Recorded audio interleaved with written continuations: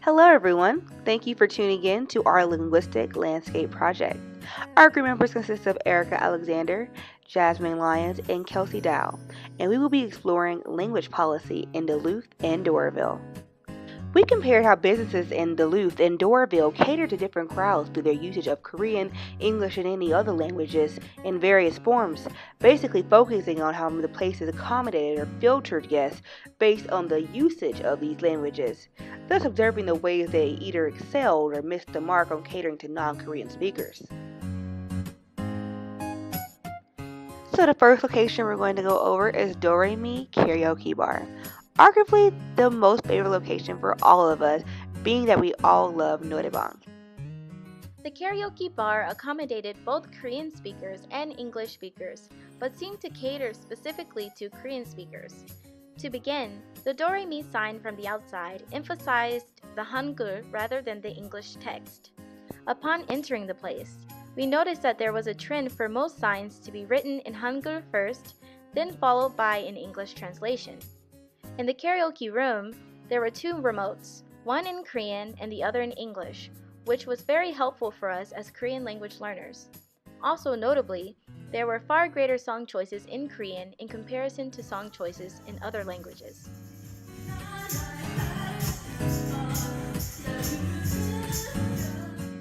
White Windmill, located on Peachtree Industrial Boulevard in Duluth, was visibly catered to Korean speakers, but the owners also used English to accommodate non-Korean speakers. We noticed that compared to other White Windmill locations, there seemed to be a larger amount of older-age Korean speakers coming in as customers. This provided evidence as to how the cafe successfully catered to Korean speakers and arguably first-generation or 1.5 generation Koreans. The workers there called out orders in Korean and English, creating a bilingual environment. Apart from verbal evidences, the cafe also used both Hangul and English text throughout the place. For example, the menu was written in English and Korean. English was written in a bigger font and was placed before the Hangul. However, the books on the bookshelf and flyers within the cafe were all in Korean. There were also notes written in the store in Korean and English, but there were more notes written in Korean, and the Korean messages were longer than the English messages. The next location we visited was Danmuji in Duluth. This restaurant immediately stuck out as more geared towards English speakers, with Korean speakers also being able to navigate the menu and communicate.